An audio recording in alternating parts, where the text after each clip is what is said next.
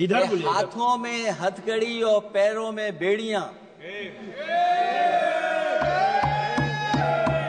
क्या सभापति महोदय 10 बजट इस देश के लिए इसलिए बनाए गए थे कि जब 11वां बजट आएगा तो पूरा देश और पूरी दुनिया ये देखेगी कि भारत के लोग हथकड़ी लगा करके और बेड़ियों को लगा करके भारत लौटाए गए। सभापति महोदय, मैं आपके माध्यम से ये बात कहना चाहता हूं कि अमेरिका जा रहे हैं तो पिछली बार हीरा लेकर के गए थे, इस बार सोने की जंजीर ले जाइएगा। जंजीर देखकर शायद उन्हें कोई और जंजीर याद आ जाए। और सभापति महोदय, हो सके तो कुछ बच्चे और महिलाओं को अपने साथ तो नहीं, किसी और जहाज में साथ लेते आएगा। वो जहाज भी तो भारत का ही होगा। इतना हक तो उनका बनता ही है कि कम से कम दूसरों की ठगी से शिकार कुछ लोग तो बाइज्जत देश लौट सकें। वैसे सवाल ये भी है कि आपके रहते ऐसी ठगी कैसे फल फूल रही है। और सभापति महोदय, इस ठगी से सबसे ज्यादा अगर प्रभावित कहीं के लोग हैं तो वो गुजरात के प्रभावित लोग हैं। क्या यही सभापति हमारे विकसित भारत की तस्वीर है?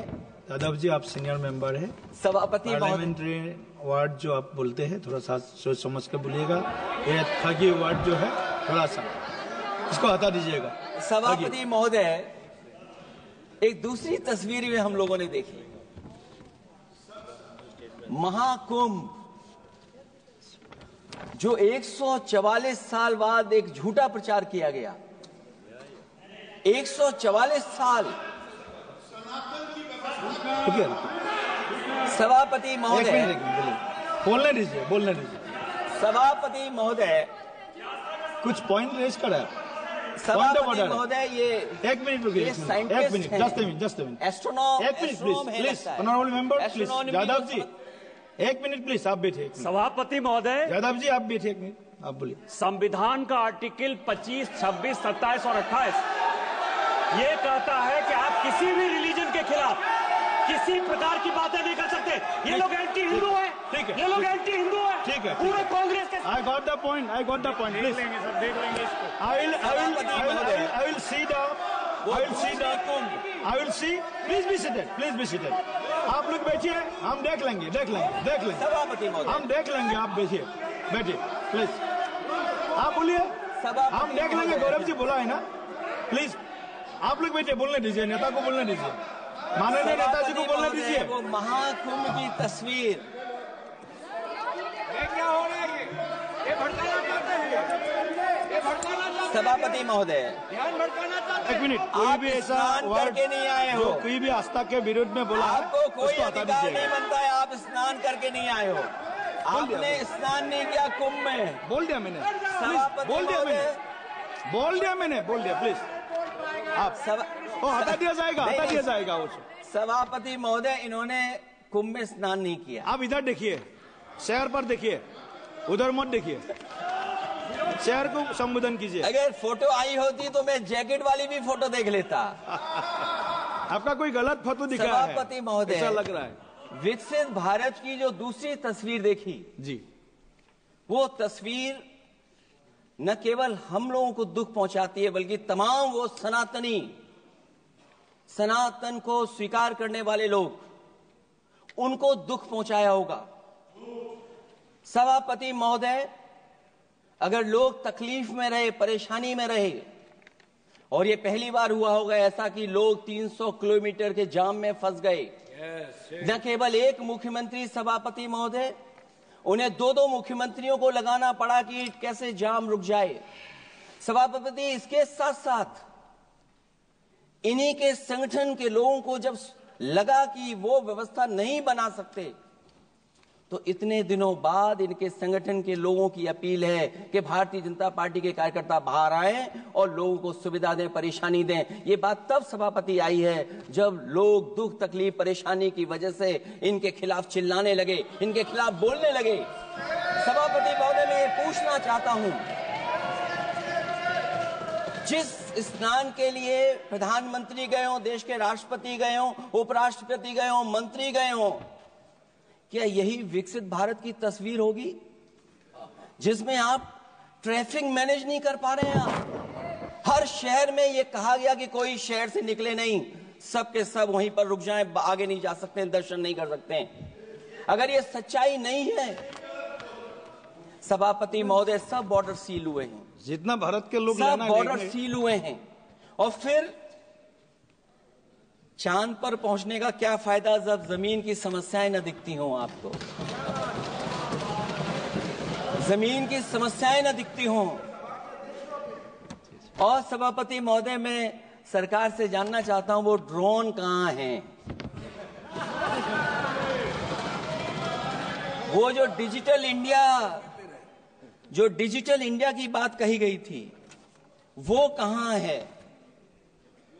जो लोग अभी तक इस बात की डिजिट नहीं दे पा रहे हैं कि कितने लोगों की जान गई है, कितने लोग वहां पर खो गए हैं। सभापति महोदय, इधर विज्ञापन और कार्टूनों की बड़ी चर्चा हो रही थी। मुझे याद है कि एक दिन मैंने अखबार देखा, अंग्रेजी अखबार, और मैं समझता हूं ये माननीय सदस्य जितने लोग रहे होंगे उन्होंने वो अखबार जरूर देखा होगा, न्यूज़पेपर, और उसके फ्रंट पेज पर एक विज्ञापन था, और उस विज्ञापन की जो तस्वीर थी उसमें एक जानवर, मुझे पहचान में नहीं आ रहा, वो शायद गधा रहा होगा, वो जेल के अंदर है।